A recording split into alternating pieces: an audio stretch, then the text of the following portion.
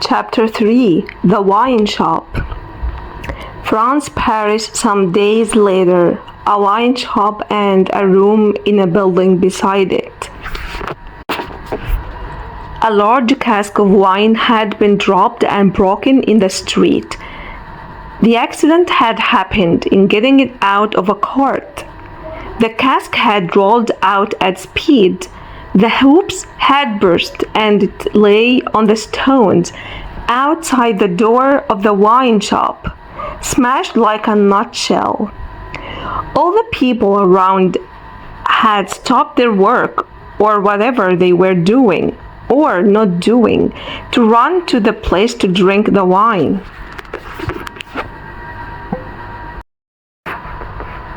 The rough, irregular stones of the street, pointing every way, had dammed it into little pools, and these were each surrounded by their own pushing crowd. The sound of laughter and of amused voices of men, women, and children ranged around the street while this wine game continued. It was red wine, and it stained the ground of the narrow street in the suburb of Saint-Antoine in Paris. It had stained many hands too, and many faces, and many naked feet, and many wooden shoes.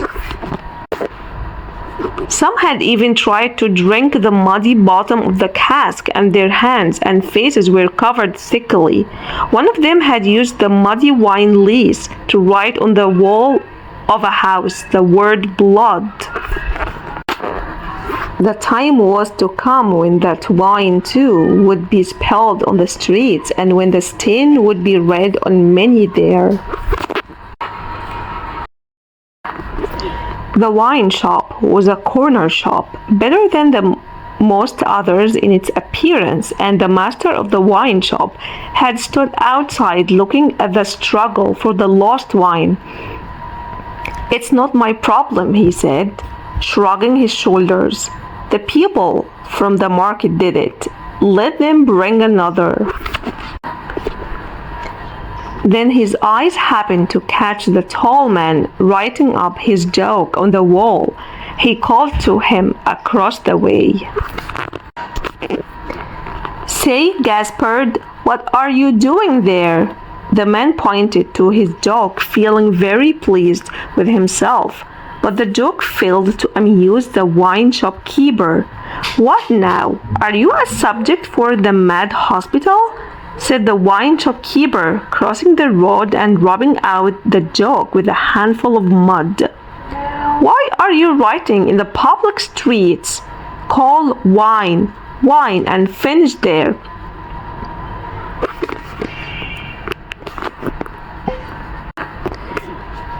With that he wiped his hands on the joker's clothes quite deliberately, and then crossed the road again and went into the wine shop.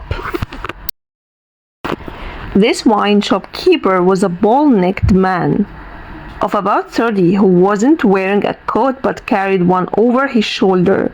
His sleeves were rolled up and his brown arms were bare to the elbows. He was a dark man with good eyes, well-spaced, good-humored looking on the whole, but hard too. Not a man to be met, rushing down a narrow pass with a big drop of either side, for nothing would make him change his course. Madame de Varges, his wife, sat in the shop behind the counter as he came in. She was a woman of about his age, with a watchful eye that seldom seemed to look at anything. There was a character about her from which one might have guessed that she didn't often make mistakes. She had her knitting in front of her, but she put it down to pick her teeth with a toothpick. Busy in this way, she said nothing when her husband came in, but just coughed a little. This suggested to her husband that he should look around the shop among the customers for any new customer who had come in while he was outside. An elderly gentleman and a young woman were seated in a corner. Other people were there, 2 playing cards, 2 playing dominoes, and 3 standing by the counter. As he passed behind the counter, he observed a look from the gentleman to the young lady that said, "This is our man." But he pretended not to notice the 2 strangers and joined the 3 customers who were at the counter.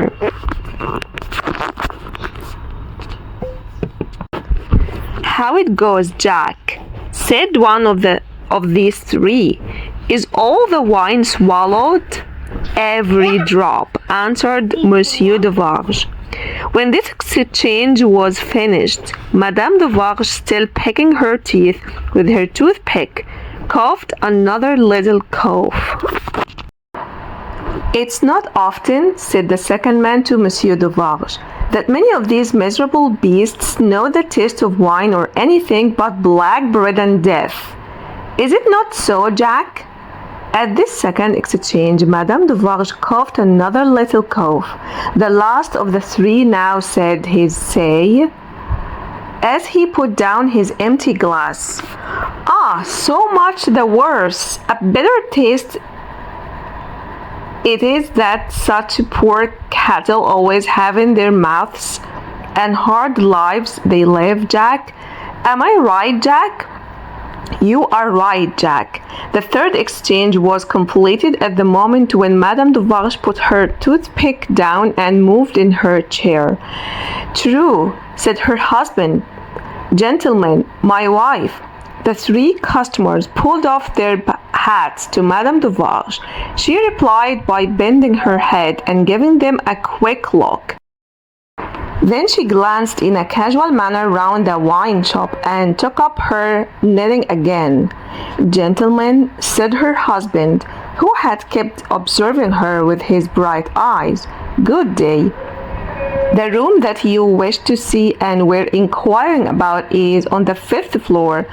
The doorway of the staircase gives on to the little courtyard close to the left here." They paid for the wine and left the place. Monsieur de Varges was looking at his wife knitting when the elderly gentleman came forward and asked to speak to him. "Willingly, sir," said Monsieur de Varges, and quietly stepped with him to the door.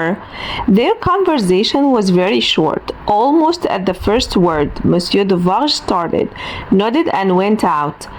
The gentleman then made a sign to the young lady to follow him, and they too went out. Madame de Varges went on knitting and saw nothing. Mr. Garves Lorry and Miss Manette joined Monsieur de Varges in the doorway, to which he had directed the 3 men just before. In the gloomy entrance to the stairway, Monsieur de Varges bent down on one knee to the child of his old master and put her hand to his lips. It was gentle action, but it wasn't done gently. A remarkable change had come over him in a few seconds. He had become a secret, angry, dangerous man. As they began climbing the stairs, Mr. Lorry asked, "He is greatly changed?" "Changed?" The wine shop keeper stopped to strike the wall with his left hand and muttered a tremendous curse. No direct answer could have been half so forceful. Mr. Lorry's spirits grew heavier, and they went higher and higher. Through the bars of the windows on the stairs, glimpses of the neighborhood could be seen, and nothing within range nearer than the 2 towers of the Cathedral of Notre Dame had any promise in it of healthy life. At last the top floor was reached. Monsieur de Varges took out a key. "The door is locked then, my friend," said Mr. Lorry, surprised. "Ah, yes," was the grim reply. "You think it necessary to keep the unfortunate gentleman locked up?" "I think it necessary to turn the key." "Why?" Why? Because he has lived so long locked up that he would be frightened, tear himself so to pieces, die, come to I know not what harm, if his door was left open. Is it possible? Exclaimed Mr. Lorry. Is it possible? Repeated Duvarge bitterly. Yes, and a beautiful world we live in when it's possible. Long live the devil. Let us go on. This dialogue had been held in so very low a whisper that not a word of it had reached the young lady's ears. But by this time she was trembling under such strong emotion, and her face expressed such deep anxiety and, above all, such dread and terror that Mr. Lorry said, "Courage, dear miss. Courage, the worst will be over in a moment. It's but passing the room door, and the worst is over. Then all the good you bring to him, all the relief, all the happiness you bring to him will begin. Come now." They turned a corner and came all at once in sight of the three men, intently looking into a room through some holes in the wall. "I forgot them in the surprise of your visit," said Monsieur Duvarge. "Leave us, good boys, we have business here." The three went away silently. Mr. Lorry asked in a whisper, with a little anger, "Do you make a show of Monsieur Manette?" "I show him in the way you have seen, to a chosen few." "Who are the few? How do you choose them?" "I chose them as real men of my name. Jack is my name, to whom the sight is likely to do good." He bent down and looked in through a hole in the wall, then knocked on the door, evidently with no other object than to make a noise. With the same intention to draw the key across it 3 or 4 times before he put it clumsily into the lock and turned it as noisily as he could. The door opened slowly, and he looked into the room and said something. A faint voice answered something. He looked back over his shoulder and made a sign to them to enter. Mr. Lorry put his arm securely around the daughter's waist, for he was sure she was going to faint. The top floor was built to be a storeroom for firewood and other things, and it was difficult at first to see anything. The ability to do any work in such poor light would be remarkable, but work was being done, for with his back to the door and his face to the window, a white-haired man sat at a low bench, bending forward, and was very busy making shoes. "Good day," said Monsieur Duvarge, looking down at the white head that bent low over the shoemaking. It was raised for a moment, and a very faint voice responded, "Good day. You are still at work, I see." After a long silence, the head lifted for another moment, and the voice replied, "Yes, I am working." The faintness of the voice was pitiable and dreadful. "Are you going to finish that pair of shoes today?" asked Monsieur Duvarge. "What did you say? Do you mean to finish that pair of shoes today?" "I can't say that I mean to." "I suppose so. I don't know." But the question reminded him of his work, and he bent over it again. Mr. Lorry came silently forward, leaving the daughter by the door. When he had stood for a minute or two by the side of Duvarge, the shoemaker looked up. He showed no surprise at seeing another figure, but the unsteady fingers of one of his hands went to his lips, and then the hand dropped to his work, and once again he bent over the shoe. The look and the action had occupied only an instant. "You have a visitor, you see," said Duvarge. "What did you say?" "Here is a visitor." The shoemaker looked up as before, but without removing a hand from his work. "Come," said Duvarge. "Here is Monsieur. Who knows a well-made shoe when he sees one? Show him that shoe you are working on. Take it, Monsieur." Mr. Lorry took it in his hand. "Tell Monsieur what kind of shoe it is and the maker's name."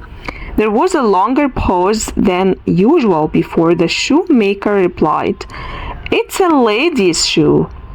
It's a young lady's walking shoe. It is in the present fashion. I never saw the fashion. I have had a pattern in my hand."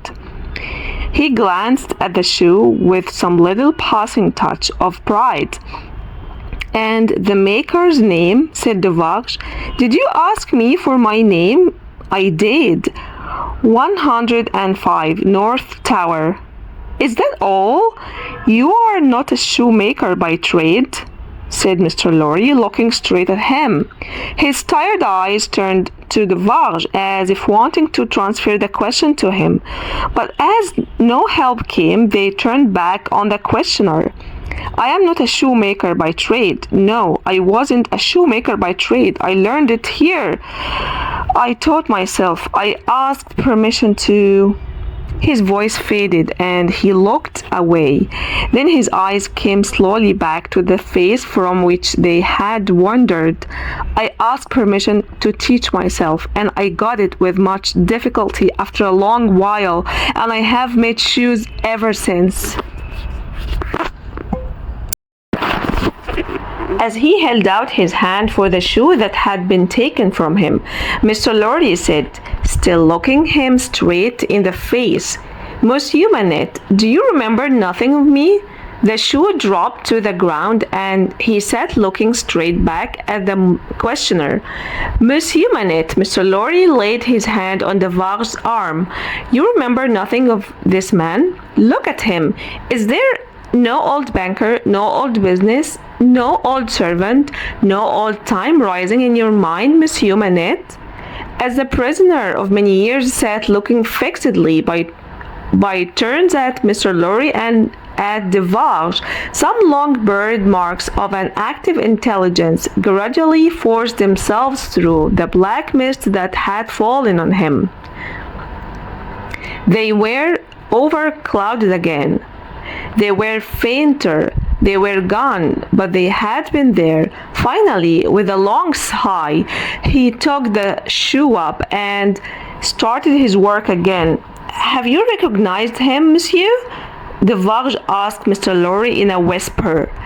"Yes, for a moment. At first I thought it quite hopeless, but I have without question seen for a single moment the face I once knew so well."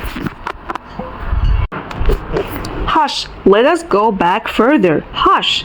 Miss Manette had moved from the wall by the door of the room, closer to the bench where he sat. There was something awful in his lack of awareness of the figure that could have put out its hand and touched him as he bent over his work. Not a word was spoken, not a sound was made. She stood like a spirit beside him. At length, he needed to change the instrument in his hand for his shoemaker's knife. He had picked it up and was bending over his work again when his eyes caught sight of her dress. He raised them and saw her face. He stared at her with a fearful look in his eyes, and after a while his lips began to form some words. Though no sound came out, by degrees in the pauses of his quick and troubled breathing, he was heard to say, "What is this?" With tears running down her face, she put his hands to her lips and kissed them, then held his hands close to her. "You are not the jailer's daughter," she sighed. "No." "Who are you?" Not yet trusting her ability to control her voice, Miss Manette sat down beside him. He pulled away but she put her hand on his arm. A strange feeling came over him when she did so, and visibly passed through his body. He put the knife down gently and sat staring at her. Her golden hair, which she wore in long curls, had been hurriedly pushed aside and fell down over her neck. He put out his hand little by little to touch her hair, but suddenly, with a deep sigh, he turned back to his shoemaking. But not for long. Releasing his arm, she put her hand on his shoulder. After looking at it doubtfully 2 or 3 times, he put down his work again. She put her head on my shoulder. That night when I was called away, she was afraid for me, though I wasn't. No one, you are too young. It can't be. She was before the slow years of the North Tower ages ago. As his voice softened, his daughter fell onto her knees before him, with her hands outstretched. Her golden hair seemed to warm and light him. She held him close and rocked him like a child. After a long silence, and when the shoemaker's shaken body had returned to the calm that must follow the storms, Mr. Lorry and Devarge came forward to help father and daughter get up. He had gradually fallen to the ground, worn out, while she had tried to hold his head with her arm.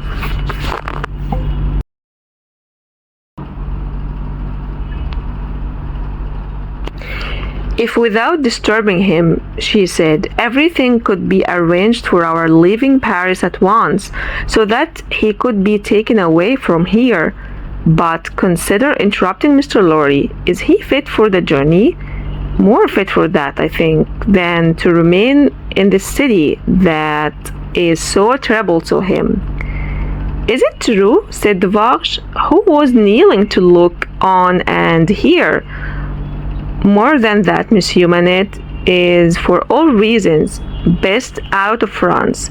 Say, shall I hire a carriage and horses? That's business, said Mr. Lorry, immediately resuming his methodical manner, and if business is to be done, I had better do it. Then be so kind as to leave us here, said Miss Manette. You see how calm he has become, and you can't be afraid to leave him now with me. If you will lock the door so that we are not disturbed, I have no doubt that he will be as quiet when you come back as he is now. Both Mr. Lorry and Devarge were unwilling to do this and wanted one of them to remain. But there were not only the carriage and horses to be seen too, but traveling papers and time pressed, for the day was drawing to an end. They hurriedly divided the work between them and went quickly away to do it. As darkness closed in, the daughter watched her father and cared for him. It got darker and darker, and they both stayed still until a light came through the holes in the wall. Mr. Lorry and Devarge had made all ready for the journey, and had brought with them traveling coats and scarves, bread, meat, and drink. They put all these things on the shoemaker's bench and helped him to his feet.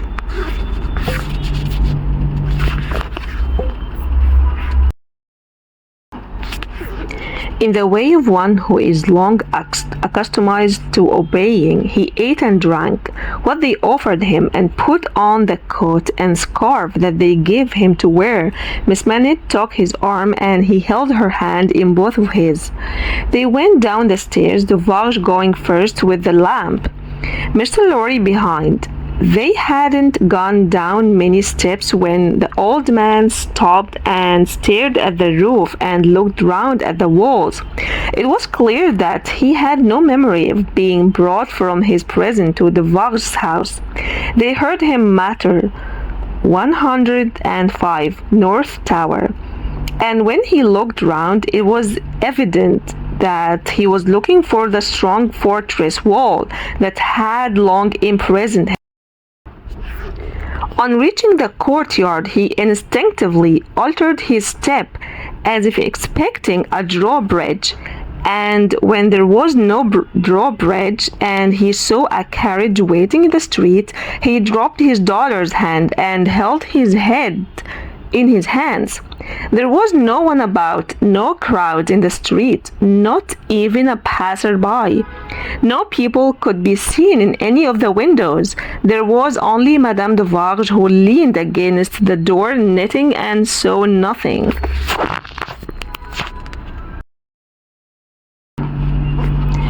The old man had got into the carriage and his daughter had followed him.